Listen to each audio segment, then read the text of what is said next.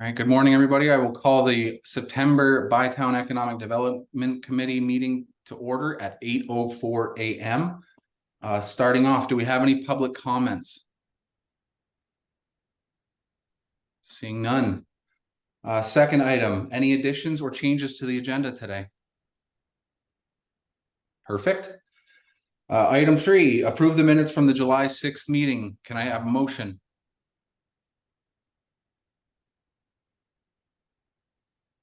I have a correction that Okay. it changes the meaning of something, and I just want to make sure that it's so under Wilmington updates.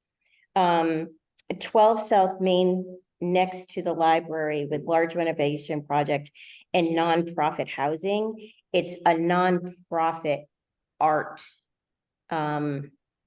studio that's going in there. It doesn't have anything to do with housing. So I just wanted to clarify that. Okay. Shannon, you got that? All right, can I have a motion to approve with those changes made? I will make a motion to approve the minutes of July 6th with the changes noted.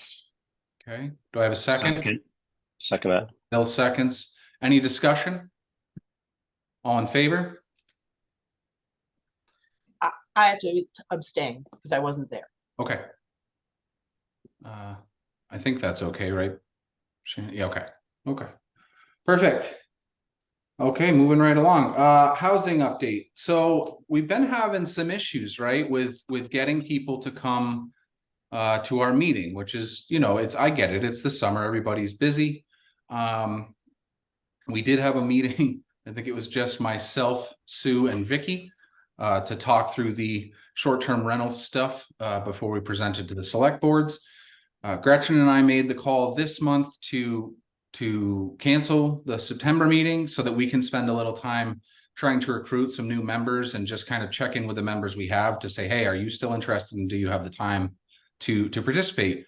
For the most part, we've had, you know, I've had very positive responses from the members who currently sit. I believe, you know, we had one from Dover who decided that she's, you know, not going to have the time, but then I also, I've heard from 2 other people who are interested in joining.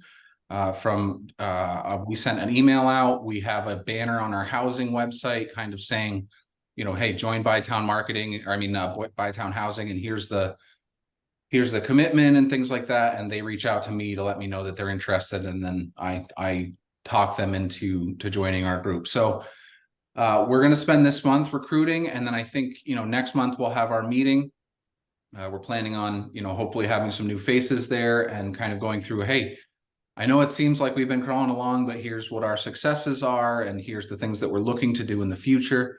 And I think that that'll help to kind of hopefully reinvigorate that group a little bit and get things going. Because obviously housing is still, you know, right at the top of the list with a couple other things for Dover and Wilmington. So Gretchen and I will work on that, you know, as we go through this month, and hopefully we'll have a more positive update on that committee as we come into our next meeting in November, I guess, at this point. So in the meantime, I know that Dover, I will be presenting, or, you know, at least starting the conversation on the short-term rental stuff with the Dover Select Board as we find an agenda that's not super full. Because I know that could be a bit of an extended conversation, even if it's just the opening one. But we're going to make sure to reach out to everybody and you know, let them know that we've tried to be as open and transparent about that whole process as possible. We made an announcement at the I believe 2 meetings following our joint select board meeting to let people know that we're going to be having the conversation soon. I've had a ton of outreach from people regarding what we talked about, and you know, most of them second homeowners, most of them people who rent on a regular basis. And realistically, you know, if you know, I know Dover and Wilmington are going to have different conversations about this topic, but I think as long as everybody that I've talked to that I read our group's recommendations to seemed very on board and okay with what it was that we were talking about. So we'll see how that conversation goes, but that will be happening in Dover here pretty shortly. Okay. Any questions for me on Bytown housing right now? Or Gretchen, did you have anything you wanted to add? Yeah, so Eric, did you say that we're meeting next month by Town Housing Committee? Yeah, Okay, so we're not meeting next week? no, that's the one we canceled. Oh, okay. There was Sorry. actually quite a bit of confusion because I had a bunch of people reach out. They saw the agenda come out for this meeting and they're like, hey, you said that you canceled that meeting. So I had an Okay. opportunity to educate people about the differences between our lead committee and subcommittees and things like that. So no, we will not have a Right. September meeting. That's the one that you and I decided we were going to have this month to kind of revamp and try to get some new people interested. Okay, yes, Okay. okay, thank you. One Yep. question, when's the meeting? It's the second Wednesday of the month. Give What me 1 time? second. And it would be Great. October 11th is the next meeting. And that's, that's ad hoc. You don't need to be appointed to that subcommittee. It's open to the public. We record the meetings. You're not required to come to every meeting. We'd like to have as many people there as possible. But we do meet monthly on that second Wednesday of the month. Okay. If you know of anybody who's, talked to you about housing or anything like that, please send them our way. I'm happy to explain what it is that we do and when we meet and how we meet. And hopefully, like I said, we can add some people onto that committee. Okay. Or anybody here? I'm sure everybody's got all this time on their hands. They're looking to use. So by all means, if you can join us on the housing committee or would like to, let me know. Okay. Any other questions on housing for me right now? Okay, perfect. Moving right along to the marketing update. Gretchen, do you want to start with the update and then I guess we'll turn it over to Tim. We'll turn it over to Tim. It's All right. that easy. There you go. Smooth transition. Tim Dolan, you have the floor. Thank you, guys. So, quick marketing update. I know a lot of you have heard from me within the last month, so I won't bore you with a PowerPoint slideshow this time, but just a quick update on what we've been doing so far in our media ad buy. So that's our Facebook, Instagram, and TikTok campaigns. We've spent about $62,000 of our $77,000 budget. So, the campaign will continue running for about another 6 weeks, right into mid-October, kind of when foliage season kind of tends to tick down. So, another $15,000 that we'll be spending there to kind of wrap up this year's summer and fall campaign. So far, we've done over just under actually 19 million impressions. So 19 million people that have seen ads coming from us with about 45,500 clicks to this point so far. Last year, for total for our ad campaign, we did 47,000 clicks. So, we're pacing, to go well above that for this year and have almost reached that total at this point when we're just starting our fall campaign. So, our fall creative just kicked off on Monday. It got started getting put out in there. So, here's a quick preview. Hopefully you guys can see that. Can somebody confirm? Can you guys see that? Yes, we can. All right, perfect. So, this is just examples of what we've got running for our Facebook and Instagram carousels. So, trying to concentrate a little bit on mountain biking and family hiking or young adults hiking, as well as, just some of the great scenic shots to try to get people interested in thinking about foliage here. And so hopefully we can see an uptick in visitors, for the foliage season once it does decide to become fall here and not the hottest days of summer. But so that's out there now. We also have new TikTok ads running as well, again with a fall theme. I switched over our website. One of the great things about our website is it does have a seasonal functionality. So, where it was green and, really green hues for the summertime, we've switched it over again on Monday to correspond with the updating of that ad campaign. So now it's more the oranges and reds and kind of gives that fall feel as people get to the website. So that's been updated, still working on that a little bit with some other photos, as well as getting our foliage tracker up and running this year, so that people can see what foliage is looking like in real time. So that's a twice a week update that we do, going out, taking photos of what foliage looks like right now, and kind of giving people an idea of what we think the best times to come and visit are going to be to get that peak foliage. So that's kind of what we're doing to get ready for fall. We're also working on a couple of photo shoots coming up once the leaves do change, so that we're ready for future falls and have more photos to go into future ad campaigns. So I've been working with Eric, and we're going to get up into Horace Hill and start getting some disc golf and biking and hiking up in that area, that has the parts that have been completed.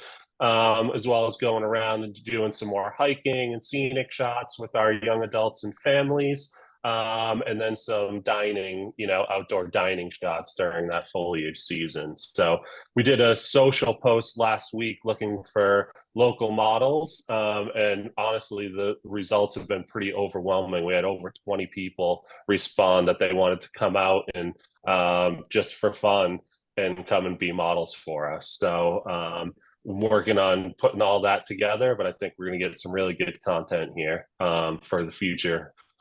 The other thing we're working on right now is coming up in November and early December, kind of together with the Chamber and Wilmington Works. We'll be doing some business informational workshops. So really some low level, talks about social media, Google, and some other marketing topics that, we can offer to some of our businesses to help them do some, marketing on their own as well.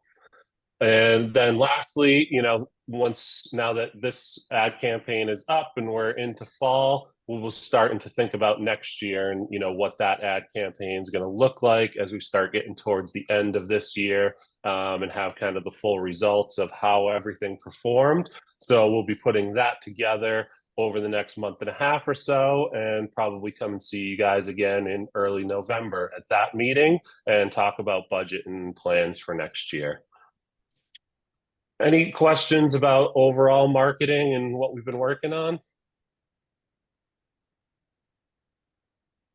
All right, great. So another piece that we've been working on is a comprehensive signage plan. So just want to start with, this is concept only. We definitely want to hear feedback, but this certainly isn't a final product that we're trying to present or anything like that. But just an idea that came up that we're hoping that we can get some support behind and try to move something forward. So, we got a really positive comments, about all the banners in town and how, nice they looked, and how it was nice to drive, from Dover to Wilmington and have kind of a cohesive feel. The negatives were the font, and we heard that. So there, but the positive was that there was a flow between the two towns, and so we wanted to kind of see if there was potential to build off of that. So when we were looking, at a comprehensive signage plan, the idea is to set a clearly defined set of standards for all of our signage and our digital representations that would follow. So regardless of who's in a position, time that goes by, personal tastes, we'll have signs that all look the same throughout, both Dover and Wilmington, that would tie each town, give each town an identity, but also, potentially help tie the two together with these economic efforts that we're going through. So when you look at signage now, I'll be clear, because I don't want to offend anyone, that there's nothing wrong with any of the signs that we have. They are all serve their purpose, and they on their own look good. Some of them are getting dated for sure, and could use to be updated anyway, but as a standalone, all our signage looks good. But when you look at them as a whole, what we lack is consistency, and there's really no two signs in Dover that look the same, and in Wilmington there's no two signs that look the same. So some of those things are fonts. There's different fonts across all those signs. Some of them are within the same family, but different style, slightly, and different colors, for both the background and the text. Some are, again, in the ballpark, but little bit of shades of different green or blue. And then there's other signs that are completely different. Also, some of the text elements, the fonts, again, some of them are in the ballpark, but one will use a drop shadow, where another one has a bold outline or no outline. Some of them are curved. The signs themselves all have different shapes. And, then some of the signs say, town of Dover, town of Wilmington, where other signs just say Wilmington. So just all inconsistencies, that we've come across that we think, having a consistent plan would help alleviate a lot of that. So, again, all of our signs on this as a standalone look fine. But when you look at them as, a grouping next to each other, you can see that, there really is no consistency, again, because these have been created by different people throughout time, with different tastes, different preferences, and so you end up with signage that across the board doesn't look consistent. So this is, of course, Dover, and then Wilmington, similar. So you can see that the fonts sometimes have, some of the same characteristics in the W, but this one's certainly a lot wider. This one's totally different. Here we're using a script. This is kind of another scripty font, but again, no consistency through any of that signage. So one of the ideas that we came up with was to kind of create logo spinoffs. And, we are all the Deerfield Valley, right? And so this is the Deerfield Valley's logo. So we kind of took a spinoff of each of that main logo and created one for Wilmington and Dover. So again, now they would each have their own independent logo, but that would have a similar style, feeling, same fonts across the board, and would all kind of tie back into being one Deerfield Valley. So what this could look like, again, this is just conceptual for now, but instead of having all these signs that have different elements to them, we'd create something where we'd have a template, and then all signage would utilize the same font, the same color scheme, the same logos, and again, just be a much cleaner and consistent feel as you drive through Dover. There's another example of Dover, but with some different elements, utilizing the current Dover logo, possibly, and using that secondary Southern Vermont Deerfield Valley logo, as a smaller but still represented in there. So again, this is just some of what Dover might look like, and then what some of the changes in Wilmington could look like. So again, using a brighter green scheme for Wilmington with consistent fonts all across the board, and consistent coloring that would help just again tie everything in town together. We could also then expand this to trail signage. So, certainly Dover's got a big project going on right now with Forest Hill. That'll need signage coming up. So, again, same fonts, secondary font that would always be consistent element logos, so that, no matter where you are in the valley, we have the same type of images going across. And again, just creating a consistent look throughout each town, And then, for something like the Valley Trail, having another, set that again would tie back to that main Deerfield Valley brand. And then, lastly, this could be taken into the digital world as well. And, each town utilizing a standardized set of email signatures for employees so that every employee would have, again, the same look and feel for all of their email signatures, same fonts across the board, and then the same logos, so that each employee isn't making their own determination of what looks good on their signature, but again, all employees would have something that would be similar and tie them back to the town. So this was one option with the current logos and a secondary logo, or we could go with something like this and just having a single secondary logo. So that's the email signatures. So again, this is really conceptual. Definitely want to hear your feedback and see what everybody thinks. Our biggest fear though is that if you don't like these ideas, for the fonts, we hope you can separate that from the concept of having something consistent.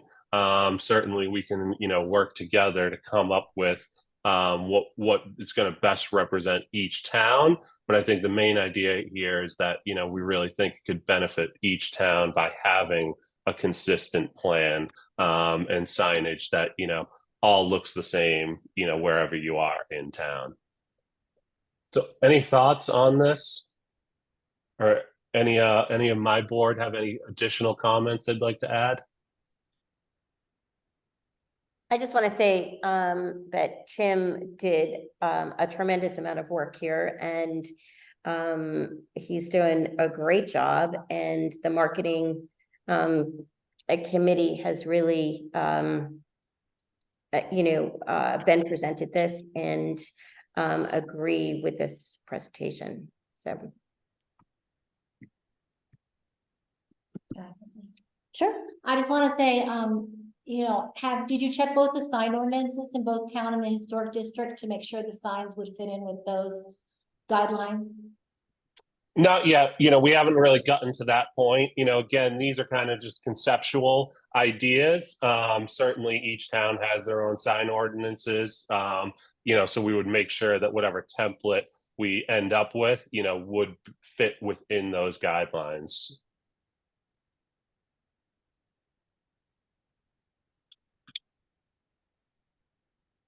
Hey guys, this is Adam speaking. I applaud the concept of tying the two communities as a region through visual indicators such as the signage.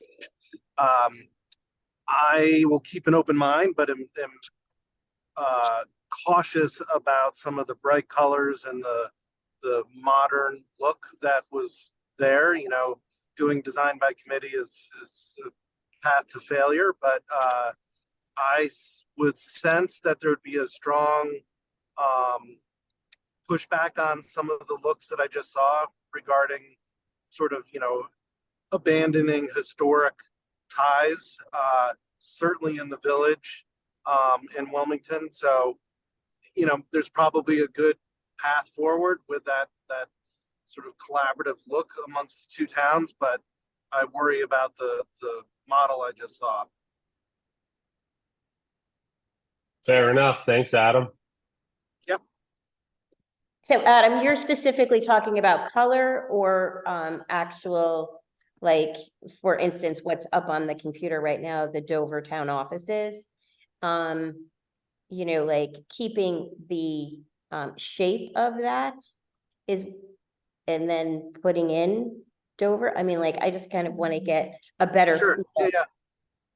Yeah. The colors, I think, really, are not historic colors.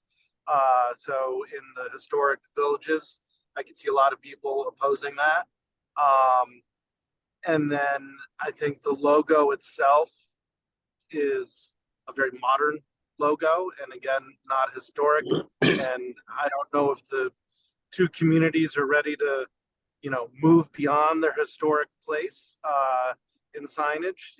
The one thing that has been consistent in all of those, most of those photos, is an attempt to stay somewhat villagey, quaint, historic look in the signage. And this will just be a big transition. I'll keep an open mind, but for me, I react to the bright colors. The logo piece, I'm sure, could be incorporated, but that's just my immediate reaction. I totally agree.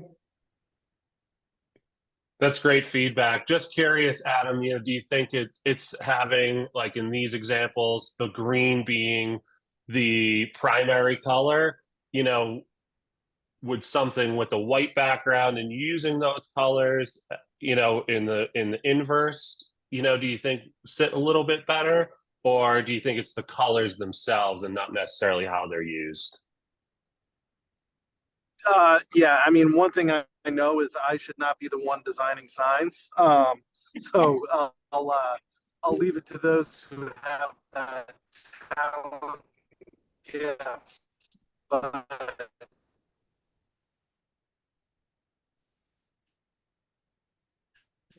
Yeah, we lost him. I think it's probably a lot of the color, right, is more like in your face. Good designer has a way forward that there's historic villages. I can just controversy over, building colors and lettering, and it's, it is a way in which people hold on to the past. And I've probably included in that myself. I think you'll pick those up when you go through the sign ordinance, because the sign ordinance is really specific in the historic district about what needs to be, what style, even what colors are on the signs. Great. And do you know if those Wilmington sign ordinances, can I find those online? Yep, they're in our bylaws, Article 8. Just go to Great. the website, look at the ordinances. It's Section 8 is all the sign ordinance.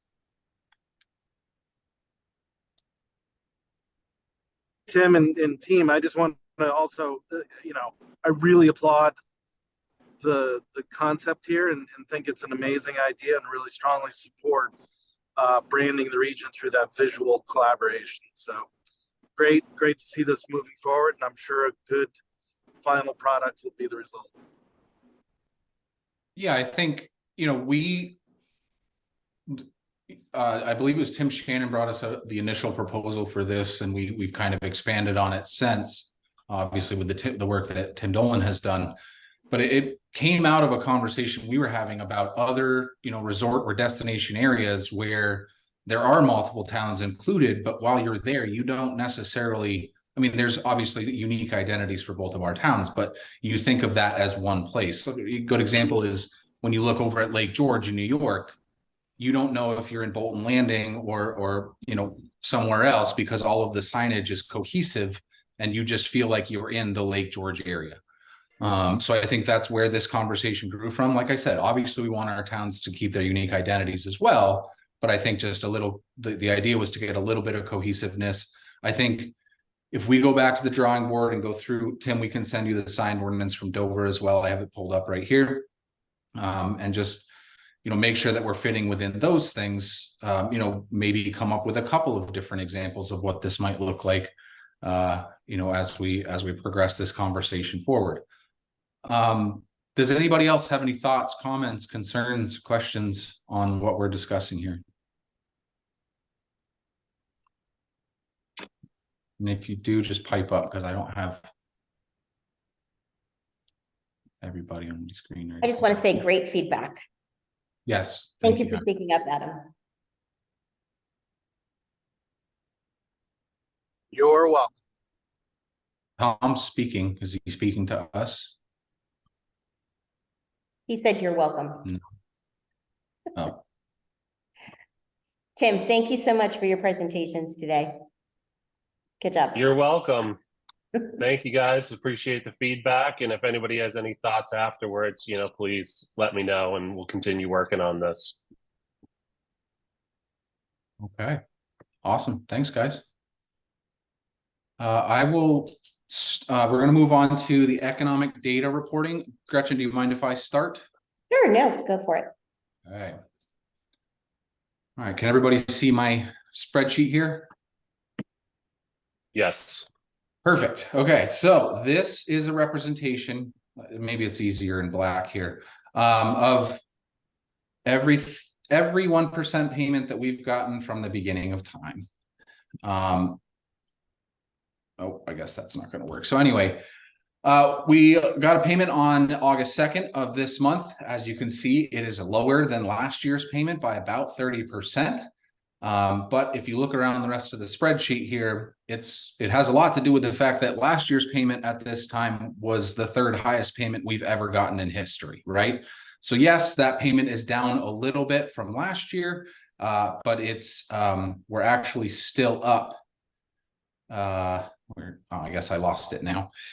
We're up 153% over 2019, which we consider our last normal year before COVID. So, we're still happy with the way things are going up here. We think those summer months and the 1% represented there is a good indication that, the marketing is working, that people are understanding that Dover and hopefully Wilmington are that summer destination as well as the winter destination. So that's our update on that. We did present these numbers to the select board, and they will also be a part of our quarterly update the next time that we do one. Any questions for me on the Dover side? Okay, perfect. And Gretchen, did you have an update for us from the Wilmington end? I do, and I'm sorry that I was not able to get it into a spreadsheet because I just received it. So No worries. let's see. So our check that we received in Wilmington for May 6th through August 1st, which does not include all of August, obviously. We received a check of $101,408.60. And this was $32,000 less for the same period last year, which is really unfortunate. I was really actually surprised by this. Usually for Wilmington, the most revenue is collected during the summer and fall months. Of course, we're only halfway through that. But this was the lowest over the past year that we have received this amount. So sales and use tax is always higher in Wilmington than the meals and rooms tax. So just so everybody understands, the total tax collected for room and meals was $40,163.79. And the sales and use tax, the tax that was collected was $119,605.64. So that's what I have. So I'm hoping the next period will be able to make some of that up with the fall foliage. So it was even lower than this past spring, is what you're Yes. saying? Mm-hmm. Yep. Our spring one was 107, like 150,000 the check was. So that's what I have. Any questions? Yeah, just in comparison, Gretchen, so our rooms and meals was $32,606.99 for that period. Our sales and use was $165,667.53. So that's what the breakdown is. So obviously quite a lot more sales and use than rooms and meals. Right, which is much more consistent for Dover, Right. as far as you know, the same period from last year. Yep. Interesting. All right. Okay, any questions on that data for right now? I know, This is Adam. yeah, Can you hear me? yeah. Okay, sorry, I'm in the bad service. Just a comment that I don't know if anyone saw the press release from the governor's office this week, but all tax receipts were lower than anticipated. And this is tracking with what's happening across the state. Yeah, I forgot about that, Adam. Thanks for bringing that up. I did see that. Yep. Wait just 1 second here, because we lost Vicky, and she's having some speaker issues, so she's trying to get back on.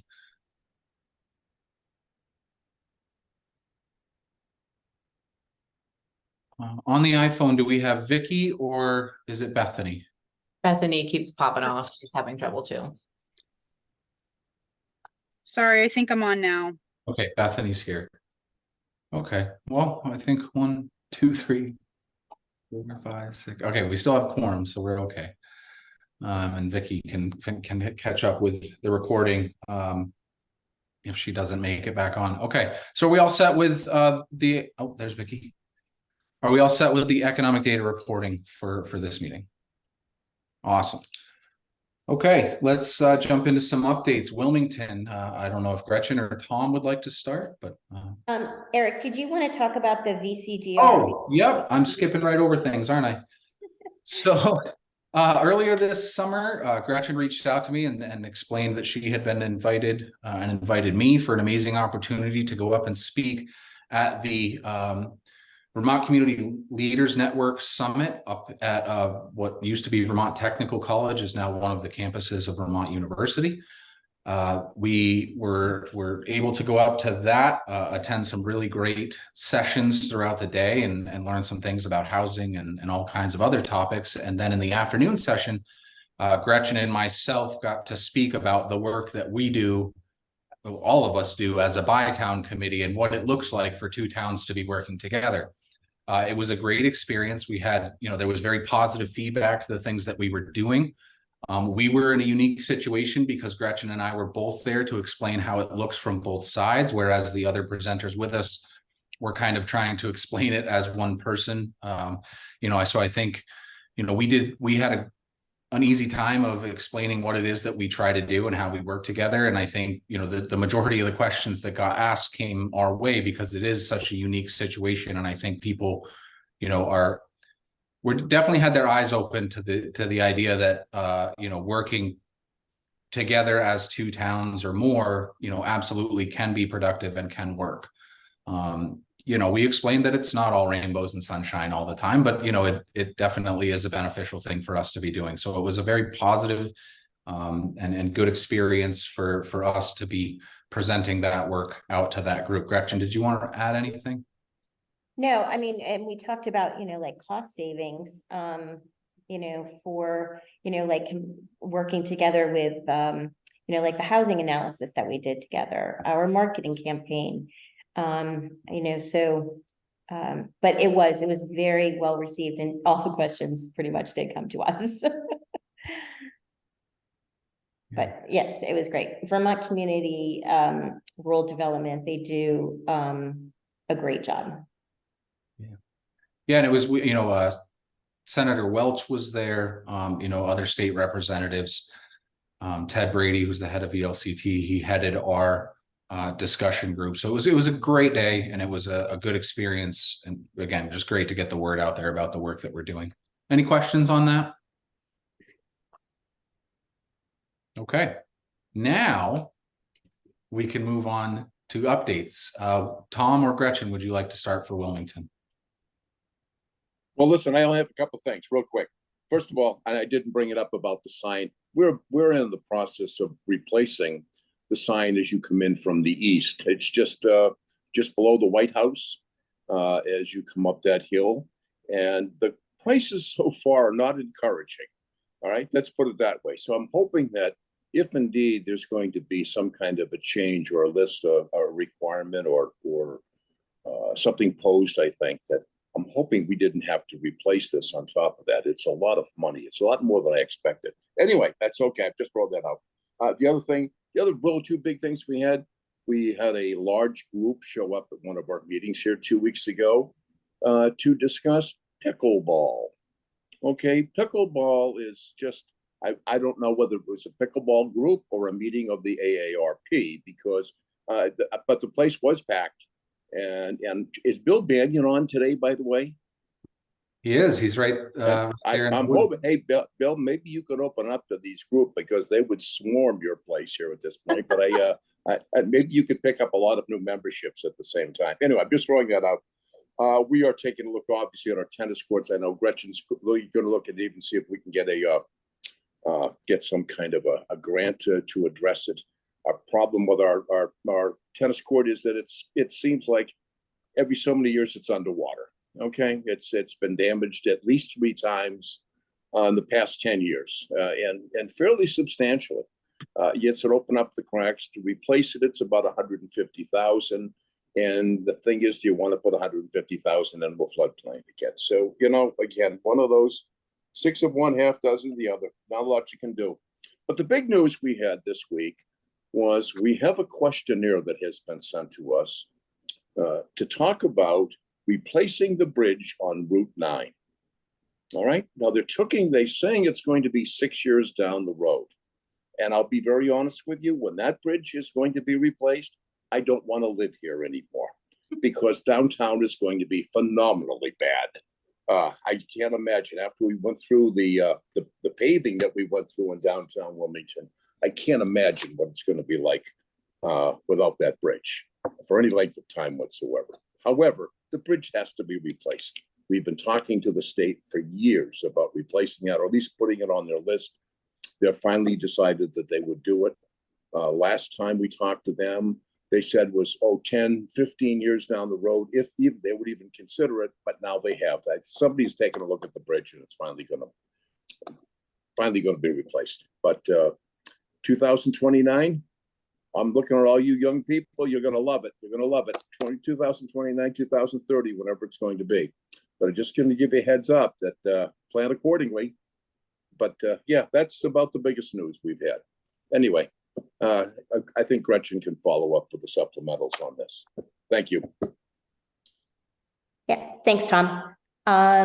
Yeah, so I think we're looking at the welcome signs, all 3 of them being replaced because I understand they're all rotted and about to fall down. So the other 2.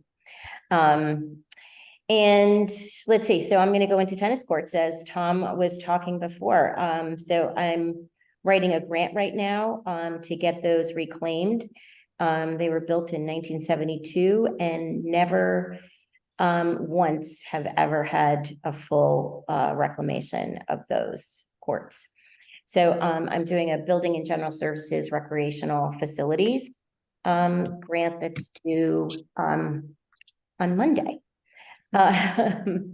So let's see. The town finished painting the building over the last month, and it's looking really clean and nice. And I know that the town offices, that the town manager is working on some signage for out front. And also, my big news is that we were funded for $1 million for the water and wastewater project out on Route 90s. So we got like another $500,000 to $700,000 to come up with, which might be a bond with the town. So, but I am going to be working with USDA on the next roll. But yeah, we got $1.8 million in grants so far. So pushing along. Well, Nice yeah. work, Gretchen. Thank you. Any questions for Wilmington? Gretchen or Tom's empty seat? I do know that the planning commission is working on a bylaw change for housing. And that's about ready to go for their hearing. And once that hearing's done, it will go to the select board. Awesome. October is what, They're hoping to have their first hearing in October, the planning commission. Any questions for Wilmington? Okay. Dover, Vicky, can you speak or are you?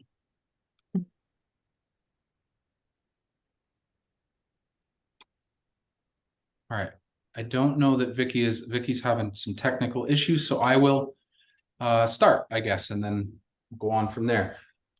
We are cranking along on our project on Horace Hill. We have people in the woods putting in disc golf courses and awesome mountain biking trails and amazing hiking trails. So they are out there working as we speak. We did decide in the lower section of the property after having the wetland delineated and speaking with Vermont State Wetlands that we would go ahead and move forward with a boardwalk through the bottom section of the property, which is actually an allowed use through a wetland, which means that we didn't have to pull a wetland permit for that section of the project. So great news there. The only holdup we still have in terms of wetland is one disc golf hole, and we are deciding whether or not to pursue the permit to cross or to go with one of those allowed uses, or to try to shift that out of that last little wetlands piece altogether. But we consider ourselves pretty lucky as far as that's concerned, because with the way this weather has been this summer, everything looks like a wetland. So we're happy with the outcome there. And like I said, they're cranking along now and replacing a couple of culverts that washed out through the heavy rains. And anybody who asks about it, just tell them to have a little patience as they work around in there. I know they're closing off some sections as they do the work, just so that we don't have a ton of public trying to get through where they're working and holding things up. But that's moving right along, and we're very, very happy with the schedule. Working on, still waiting for our friends to come and replace our green iron bridge on the Valley Trail. So that should be happening in the late fall, hopefully before the snow flies. We did help to get an artisan market going here in Dover. Have a lot of local businesses and crafters and artists and things that are congregating in the field at 171, which is just south of the Deerfield Valley Real Estate Building there on Route 100 at the foot of Horace Hill. That happens every Friday through October from 3 to 7. We have liquor permits approved the other night, and so there will be drinks and music and artisan and crafters and food and things. So if you get a chance to stop in and check it out and show some support, that would be great. Our concert series has wrapped up for the summer. Again, very, very wet. We did lose a couple to the rain, but honestly, we had some great shows, and we're very happy with the way that program is running. Our open mic night restarts now that concerts are over. Our open mic night will be September 13th up at the Dover Town Hall. Monday is the close of our Dover Technical Assistance Program application window. So that's been open for a little more than a month. That program we started last year provides funding for the most common issues that we face, our business owners were facing here in Dover, which are, staffing, bookkeeping, marketing plans, branding plans, web development and implementation, property design and expansion design projects, and point of sale upgrades and implementation. So it works very similar to our Do It program. It's a reimbursement grant for up to 75% of your costs. So we have applications coming in for that now, and that program closes on Monday. We do have a couple of businesses up here that are in the process of transitioning. Most of those are going smoothly, and some of them are just starting their journey. So we're just helping to facilitate through that, talking to a lot of new potential business owners who are interested in our incentive programs and the way that we can be helping them. So we're working through that. On our side of things, we also have that interest for pickleball. It's a very popular thing, right? So, we're looking at what our options might be, and as we have those discussions, those will come in front of the select board with potential ideas and things like that. So keep an eye on that for Dover as well. And then just my final update is that, it's not really an economic development update, but Dover Hill is going to be paved, I believe, starting, they've already ground it down. It's going to be paved, I believe, starting early next week. And Green Mountain Power will also be doing some work on some of our side roads, laying electric through some of our roads and in the ditches and things like that. They're trying to get underground as much as possible to help with our fragile infrastructure, especially over in East Dover. Okay. Vicky, did you have anything? I think I saw you light up for a second. Can you hear me now? Yes, we can. Okay. I've heard the whole meeting. I haven't been able to speak. So I have comments about Tim's and I will take those separately. So Tim's presentation. So I was going to say something about Green Mountain Power. This has been taking a lot of time, 3 meetings in a row, a lot of disruption on some very hilly parts of and dirt roads in East Dover. It's all in East Dover, but our particularly at Laura Sebelia's house, the power has been out 26 days in the last 5 years. So that's pretty substantial. And it's been a long time since we had a meeting, and we have announced our new police chief, and he will take the reins on December 23rd now, which is Randy Johnson's last day. And that's our Sergeant Michael Arbogast, and we're very excited. He will be our new police chief. We think he's going to do a great job. So that's all I get to say. Okay. Thank you, Vicky. Any questions for myself or Vicky? Easy enough. Bill, Hermitage Club. Oh, I'll make it short and sweet. Like the summer was. Too short. Finally, we're getting the weather.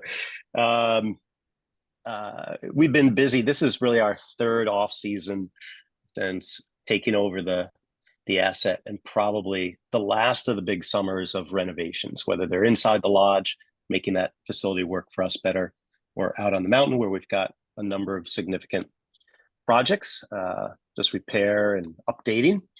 Had a couple really successful summer events for the members. We were extremely lucky on both July 2nd and September 2nd for our Labor Day and July events. Had a great time. Tom, you'll appreciate that just for the heck of it, I got out some blue and white paint and we built a pickleball court in the middle of our parking lot. And it was the busiest thing as soon as it opened. People are, I think now I need a sign-up sheet, as even with few members in residence this time of year, it's really, really popular. And as our membership level, we're at a comfortable level. We've got incoming interest and we're entertaining those, and we're still adding members, but we're pretty much where we want to be maintenance wise. And as I always like to point out, we're less than 100 days from opening, so it's going to go fast. That's it from the club. Any questions? Awesome. Thank you, Bill.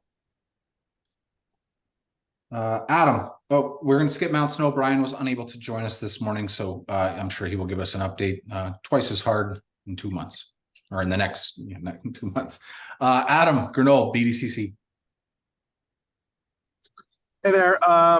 So let's see, our sets collection process wraps up tomorrow. So currently I think we're at 55 submissions for the region. This is a 2-county effort, so Bennington will be added to those. This year we've included a part of the process to be able to add your priority projects. And the priority project is a designation that the Agency of Commerce and Community Development asks the RDCs in each region to identify and prioritize these projects. So this year's SEDS application includes a drop down if you wish to be added to that. Of those 55 submissions, we're seeing about 30 folks look to be added to that prioritization list. It's a really important list if you're going to be going for funding from the state of Vermont or Northern Border Regional Commission. So glad to see the strong participation happening there.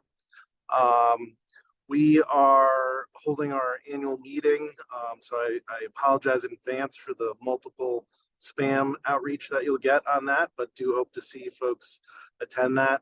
Should be another nice event. This year's theme is housing as economic development, and we'll be having a guest speaker of Mike Pichak.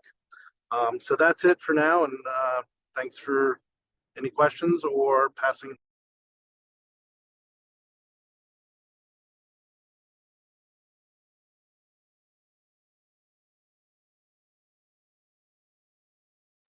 Sorry. Any questions for Adam on any of that? Hi, Adam. Can you hear me? Indeed, yes. I'm wondering how the board training is going that you guys are having to get people to serve locally on boards.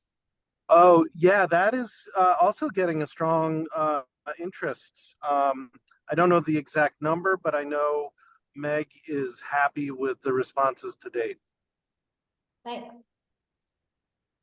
Yeah.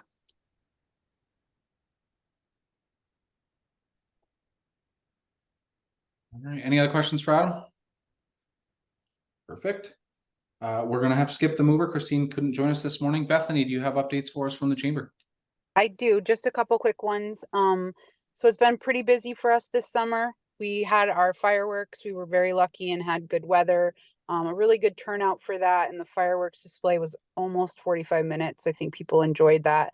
A really good golf tournament, a blueberry festival. The parade came back. I think everyone enjoyed that. Certainly some tweaks we'll make for next year, but I think all in all, they were all successes.